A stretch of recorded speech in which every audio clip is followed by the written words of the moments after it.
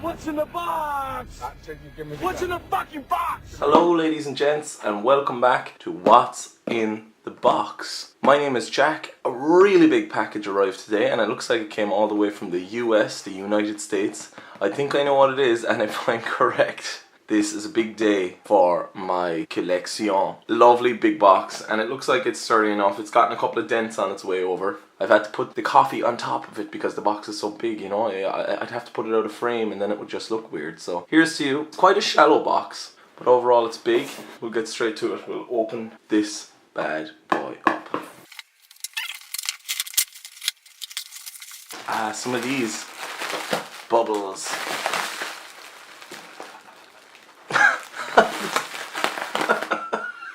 They're impossible to pop. There we go, there's one.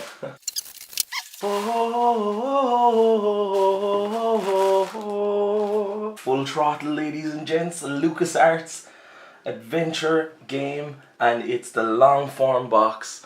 I have been looking for a copy of this for such a long time now, for a good price as well, because it goes for absolutely ridiculous prices on eBay. But I came across this and I got very lucky with it, and it's in really good condition. It is so cool. What a cool box. Just have a look at that, look at that cover, and that shiny sticker as well is unbelievably cool. Look at it. What does it say? Limited edition. Yeah, it certainly is a limited edition, with free mini strategy guide inside.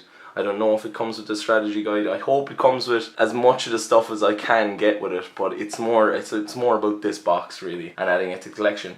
But then the question is how do you put it on your shelf? Do you put it upways? Do you put it sideways? Do you display it on its own? It's certainly a box that deserves to be displayed on its own. It is absolutely gorgeous. Full throttle, ladies and gents. If you have not played this game, get in there as soon as you can. Mr. Ben Trottle here on the front, one of the coolest, grittiest motorcycle characters in the world. And it's made by Tim Schafer. You might know Tim Schafer from Double Fine. He's worked on games, or he's made games like Psychonauts and Broken Age, amongst some others as well. And I think they're working on a Psychonauts 2 at the moment. There's an RCAC advisory here for there's violence. Humans are killed in this game, as you can see here. I'll bring it up close so you can have a good look at it. Violence. Humans are killed. And there's expletive language as well, as you can see. Oh, I could actually look at this box all day. To give you an idea as well as to how it looks in comparison to other normal sized big boxes, I'm actually going to get another one because I'm interested myself. So there they are side by side. Funnily enough, it's actually way smaller than the pictures would have you believe. It looks way bigger in pictures, so that's quite a surprising thing. But funnily enough, I think it's quite a good size for it. I actually think if it was any bigger, it would be kind of unwieldy and hard to put on shelves and stuff like that. But as you can see, the Monkey Island 2 box isn't too far off its size. So it's literally, you could put that up beside your games in a row, like so. Yeah, they wouldn't feel too out of place. But it's just nice because it's long form, so you can really display it when you want to.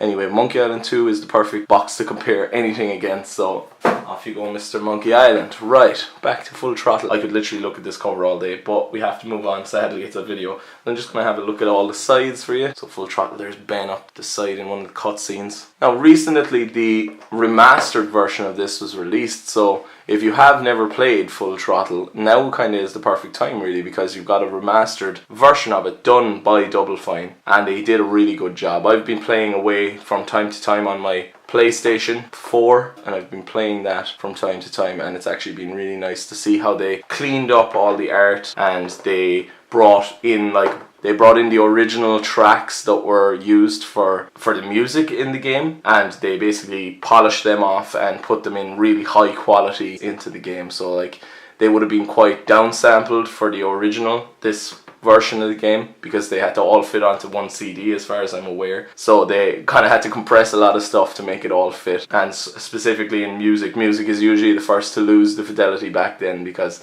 it just they had a lot of space, way more space than they were used to, but they didn't have so much space, endless space, and that's when you get into 2-3 CDs and DVDs and so on and so forth. Oh, I'm in heaven. That sticker is so cool. I'm glad it came with the sticker as well, and it's in really, really good nick. It's hard to find it for cheap in good nick.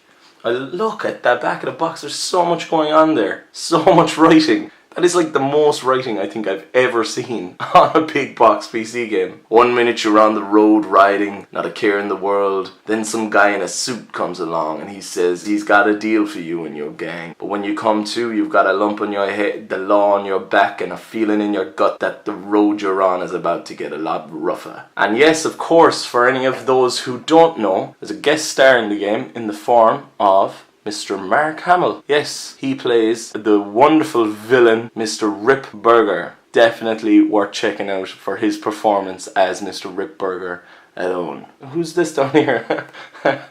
Is that the, what's the name of the band? Gone Jackals, I think they're called. They're the band, I think, that played all the music for the soundtrack. Yeah, blow your speakers with movie quality sound and full digital score, featuring the Gone Jackals, an authentic hard hammering bike band. Cool. I could actually look at this box all day long. It's so cool, but I gotta get it open. You gotta see what's inside. Right, okay, what do we get? We get an IBM PC CD-ROM reference guide. That's just a reference guide for all the stuff in the game. A bit of orange paper here. Full throttle. Read this first. Troubleshooting hints. Okay, right, okay, lovely. A reference card, of course. Is this the weird LucasArts art competition? Yeah, it is. I haven't seen this in a long time. Send in this card and enter our drawing. Enter our drawing for a free LucasArts prize. See, that English, I'm not quite sure. Oh, enter our drawing. So it's like you will be in a drawing. Is that the word for it? Oh, okay, right. It makes sense now. I was thinking that it was like an art drawing competition. Sometimes I'm quite slow at the uptake. But anyway, right. Full throttle, a mini official player's guide. That's quite nice. It's funny that it's not in colour. I'm actually quite surprised that it's not in colour. A special abridged edition. Call 1-800-STAR-WARS for the complete book. Warning, this book contains puzzle solutions. By Joe Ashburn. The Full Throttle Roadmap. Cool. This is nice now. They give you away all the secrets. Don't look if you've never played the game. You'll get they'll give you away step-by-step hints. That's why I'm gonna skip through these quite quickly, just so you can have a quick look. It gives quite detailed explanations by the looks of it of all the puzzles. Hint section. Special thanks to Corley Motors. That's great. That's lovely. I love that. Corley Motors. Star Wars Dark Forces. Someday that game will be mine. Fabulous game. Last but certainly not least is a CD in a really, really odd cardboard tray. It's sort of broken, but sort of also not broken. Very weird. Anyway, Full Throttle, here it is. Right, we'll see that the disc turned out nice jewel case. Lovely. I have these on, I have this game, like I played this game when I was a kid, but I played it via the LucasArts Classic Collection. So this is my original copy of it. Something tells me my copy that I have now is quite a lot better. But yeah, that's what I would have originally had to play. And the disc I think is, it's quite different actually. That's interesting. I like it though. It's like the picture there has been squashed into a white border and the colours have been slightly changed. Interesting. I'll have to hold on to this so. Of course I will. This is where I first played the game, of course. Some of the comedy in this game is right on point. It's hilarious. For instance, there's a little screenshot in here which we're going to take a look at. Seductive poses. Brilliant. Spotlighting, a peeping Todd, midnight searchers, friendly country folk, a trucker, friendly country folk in the form of a trucker. So this might actually be a manual as well. Yes it is, and it's a full colour. That's more like it. Ben, our anti-hero, leader of the Polecats, born to be ornery, bad to the bone. What's really interesting is when Tim Schafer came to the higher ups in LucasArts to pitch this game to them basically, the next game I want to make is a biker gang game, a game about biker gangs. LucasArts were like kind of taken back. They were kind of going, does that mean there's going to be like loads of drug taking in the game and stuff like that? And Tim Schafer was just like taken aback by it, and he assured them that there wouldn't be any hardcore drug taking and swearing in the game.